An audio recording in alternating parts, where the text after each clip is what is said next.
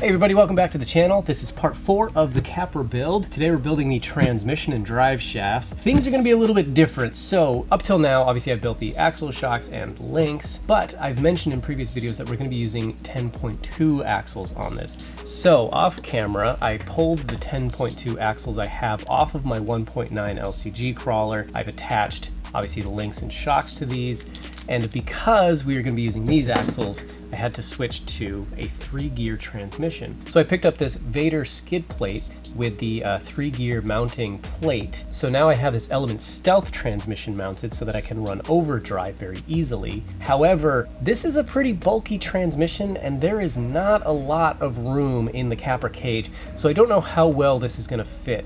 But when we get to that point, we'll test it up, we'll see how it fits, and hopefully it all works out. But if not, you know, we'll see what happens. So putting that off to the side, we're now going to dig into bag E, which contains all of the components that I need for the transmission. One thing that's really nice about the SCapra is all of the plastic bits they're like cut off of those little plastic trees, so you don't have to cut anything. It's already removed for you.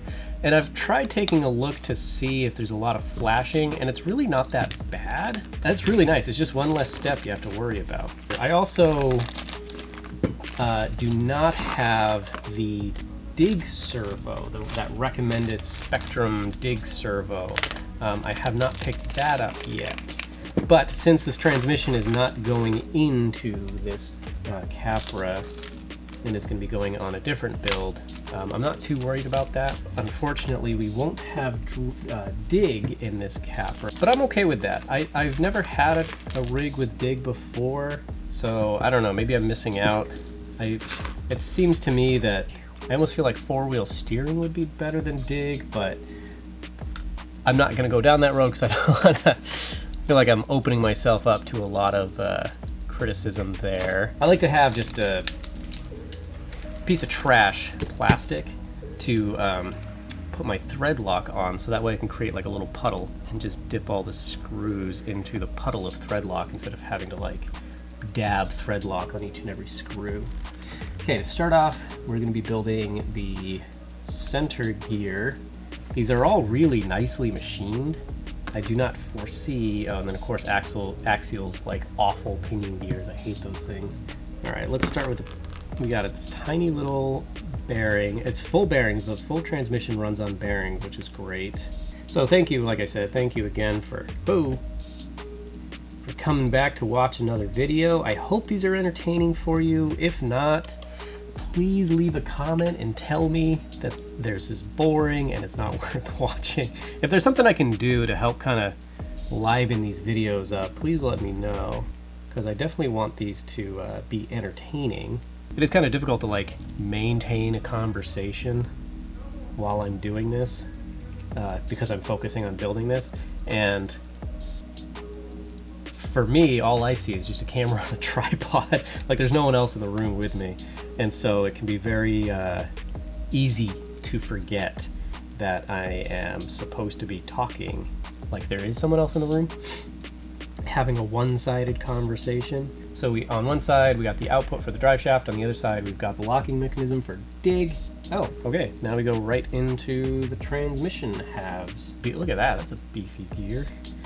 I love seeing, beefy bearing. I love seeing robust bearings. I'm gonna pull that back out. So we have this top shaft, or whatever these things are called. I think it's just gonna be easier to install. It has like a little pin on the back. This is another very simple transmission. There are 2 gears in this transmission. I mean, I guess you have one on the outside as well, or 2 on the outside. Is like, so you have your pinion, then another gear, and then your spur gear, I guess. But still, the inside of the transmission, it's 2 gears, that's it. And there's still plenty of grease left in this tube. Like to see that. So we're just gonna load that up. Make sure it's nice and gooey in there. Oh, it looks like it's all sliding. All sliding out. Let me try spinning the other way. Just do another big old dollop in there. That should be plenty.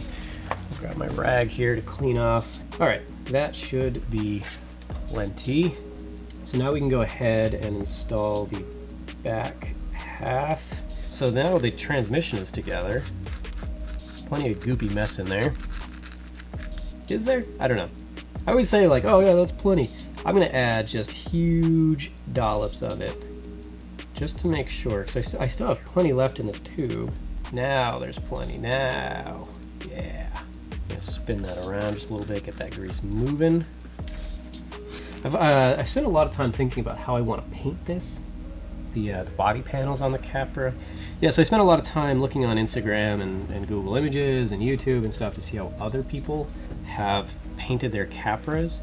And what I've noticed is a lot of people go with just the factory paint job, which is fine, of course. It just makes it difficult for somebody who's like trying to come up with ideas for how they want to run it. I think I have an idea for how I want to paint it.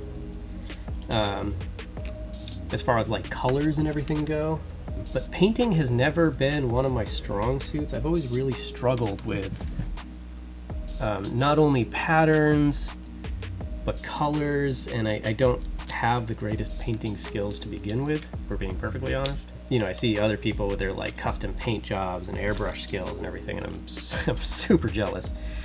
I just don't have that, and so I always end up with kind of a simple paint job.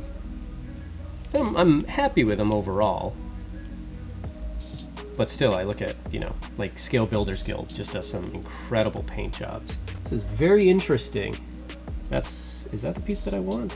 Yeah, this is, this locking mechanism is really, oh, I see. Okay, I got it. Got it. We need an E-clip. Don't love that. All right, the last, let's see, I've now built just about all of Axial's transmissions. Not that there are very many. They use that 3-gear transmission for just about everything. But I think so far the Capra, no, I haven't built the new baseline transmission or the 10.3 transmission. But other than that, I think I've built almost every one of their other ones. And so far, I think honestly the Capra might be my favorite, if you can have a favorite transmission. Uh-oh, I lost a part. So that guy goes like that. And then that whole assembly goes like that. I'm on board with this. So you have this plastic rod end looking thing. It screws onto the end of this collar that moves the locking mechanism around. And I think what we're gonna do is we're gonna take it out, we're gonna screw it on first just to kind of get the thread set into that plastic piece, because that should make it now a lot easier. Let's actually put that on last. Let's take this guy. Now we're in business. Okay, so we have the other output. I think I did it wrong again. Yep. Read the instructions, people. Just read the instructions. So there's a little plastic spacer, which if you want to use full-time 4-wheel drive with no dig function, you add that spacer in. I didn't read that note. I'm just looking at the pretty pictures, see that the spacer's supposed to go on, so I add the spacer. Only to realize, as soon as I get this piece on, that with that spacer, this locking collar no longer moves. So this little plastic spacer here, we are going to pop back off, put everything back together. And I was just saying, oh, my favorite transmission. To be fair, I do really like it. It's much more unique than what they normally build, but you definitely have to be paying pretty close attention. Now we're in business. 18mm screws go here. This is another one where you really have to pay close attention to the instructions, because you don't use 18mm screws everywhere. You use 2 on the bottom of the transmission and then a 12mm screw on the top. I definitely prefer all the same screws, like the same size screws, wherever possible. There you go, locks out the rear. That's cool, it's a cool little mechanism. So there is a slipper assembly, and I'm kind of like, who uses slipper clutches? Are slipper clutches like a good thing in rock crawlers? I always lock mine. So they have a plastic spacer to lock down, but they do include a spring if you'd rather use a spring. I'm gonna go with the plastic spacer and then the lock nut. Next we have a shim, a ball bearing, a gear, a ball bearing over this pin. That slides in there. I understand why you put the black grease on it. I mean, metal on metal gears, obviously you're going to want to do grease. But this gear is also what goes up against the pinion. And like, I never grease my pinion. I don't think anybody does. Okay, get that nice and loaded up, I guess. And now we're gonna use, what do we use? We use, again, 2 different size flathead screws. Not a fan of that, Axial. Like, develop the plastic housing in such a way that I can use the same size screws. Because it's got these tiny little 8mm screws that go into the bottom of the housing, 12mm screw that goes into the top of the housing. So again, like, if you're not paying close attention, you can definitely use the wrong screw, wrong length screw, and then it just really mess things up. Okay, so this is the skid plate that we're supposed to be using, and then of course the transmission just mounts to the skid plate like that. Now for a size comparison, I mean, you can see the Capra transmission versus the 3-gear transmission. I think it's, oh boy, that is considerably larger. We'll see if it works. I mean, I'm sure it'll fit. I'd like to run the interior in the Capra, but I don't know if that's going to be an option. And I am left with all of these parts, which makes me wonder I missed out on a lot of screws. But all this is for like the dig function, so assembling that dig servo, horn and everything. Don't have that, so I'm gonna take a spare bag that I have here. Sure, I got this little Ziploc bag. I'm going to throw everything back in there, because when I use the transmission in my other build, I do plan on using the dig function. So I want to hold on to that, and we will put this with the transmission. Why not? It's not getting used into this build, so we'll go ahead and do that. So next up is the drive shafts. Bag F. These guys are the same drive shafts Axial uses in all of their other kits. These things are super easy to put together. They seem to be fairly robust. I mean, I'm not really tough on my trucks. I've never had an issue with these drive shafts, but because we are using this transmission, we're going to go ahead and install them straight onto here. There's so many parts to these drive shafts. That's like my one complaint. It is nice that you can rebuild them, but holy cow, are there a lot of parts. So we use these tiny little screws, these flathead screws. We're going to use just the regular driver for this. Put a little thread lock on that. They go through the bottom of the bottom of the drive shaft half into one of these guys, and then from there you use one of these little pins with some black grease on it. I don't know where you're supposed to put the black grease, but we'll just put a little dollop in there, I guess. Then you have this metal shroud. Ugh. See, the problem is I put the black grease and now I can't see where that hole for the pin is. So now the metal shroud goes over, you line up the holes, you put the pin in, and then the plastic shroud goes over that. And there you have half of one drive shaft. You gotta do that 3 more times. Obviously a lot of people are using these drive shafts. It's what comes with like every Axial kit nowadays.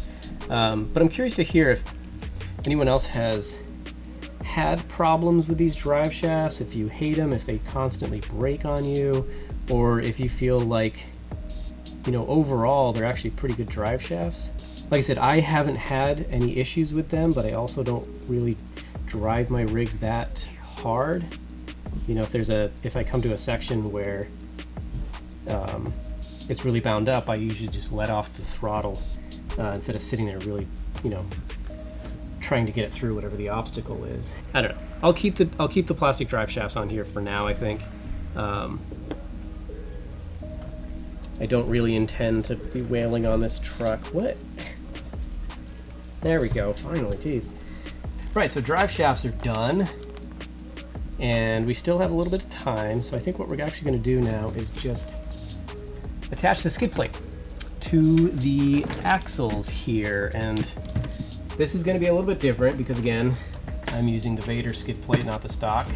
I believe the process is roughly the same. There's a giant grub screw. Come on. The longest I think I have ever seen. Did they tell you? 30 millimeter long grub screw. I don't think I've ever seen one that large. That goes through the center of the skid plate. And that's how the, I gotta get stuff out of the way here. That's how the bottom links mount. So the part where it gets very fiddly. Definitely don't love this. I wonder, I've got a tire right here. Maybe I can use this to kind of, is that gonna work? To prop the skid plate up so I can get everything lined up. All right, new plan. I'm gonna drive that grub screw back in just enough for one. That should hold one link on. And this, if you don't have an electric driver for this, oh boy, this is gonna kill your wrist, I bet, if you have to drive a 30 millimeter grub screw in by hand. I feel like the other problem is I can't really see if it's working, but I can't tell, like, so obviously in the skid plate, I want to get the grub screwed centered. However, I have no idea because I can't see where it is. How far, you know what I mean? Like how far into either side it is. And that's just, I don't know how you would, I don't know how you would do it so you could. That's kind of a design flaw, I guess, but if it works, it is holding, so I guess we'll just call that good. But yeah, I don't really know. I mounted the rear axle upside down. Mount the links right side up. I'm definitely ready to call this one. Just get these links mounted and then call it a day, I think, for this build. We're almost there. All that's left, I think, is just mounting everything to the cage, which thank goodness for that. Like, I make this as hard as I can on my, like that. I make this as hard as possible on myself. Like, let's just put that to the side. Get everything lined up. There always comes a point in every kit I've ever built. There's always come a point where I'm like this. Where I'm just like, you know what? I'm done. Let's go. Let's wrap this up. Bottom links are on. We can now mount the other drive shaft, the other side of the drive shaft, the other half, and it's in. Now, this is where things are gonna get a little bit different. Well, they already did because I've got the Vader drive shaft, but on my skid plate, I have these aluminum plates that need to get mounted, and I believe the way it works, I mean, you have to do it once you get the links mounted because otherwise you can't access the screws for the bottom links. This one, so that there's a little bit of a difference, right? So this guy has a little tab. That's for the dig servo, if I understand correctly. And there are button head screws and there are flathead screws. Button heads go on the outside, and then the flathead gets mounted in the middle. And that also means that should we want to, which maybe we will, just to call it done, we could mount the upper links as well, which again, I'm ready to call this complete. And because this is machined Delrin, I may actually go back, because it's kind of like threading into plastic, but it's kind of not. It is such a hard material. Those threads are cut in there. It's almost like threading into metal. So I may eventually go back and add thread lock to all of those screws. I'm also seeing a slight problem here. The drive shafts, like that short section, is almost too short. We may have to add a longer section back in, and now I am trying very hard to better understand link geometry, and I still have a long way to go in terms of like anti-squat and anti-roll and all that stuff. And I wish I knew it better. I wish I had a much clearer understanding, and I don't at this point. I have no idea which holes I want to mount these into. I also wish I were better at like you know, driving it and, you know, making changes and all that stuff. I just don't get out nearly as much as I should. I don't know, maybe I will with this one. Maybe I'll, next time I'm out, bring this one with me and give it a shot. See how I like it. Move the links around a little bit, you know? Try it on some more vertical obstacles.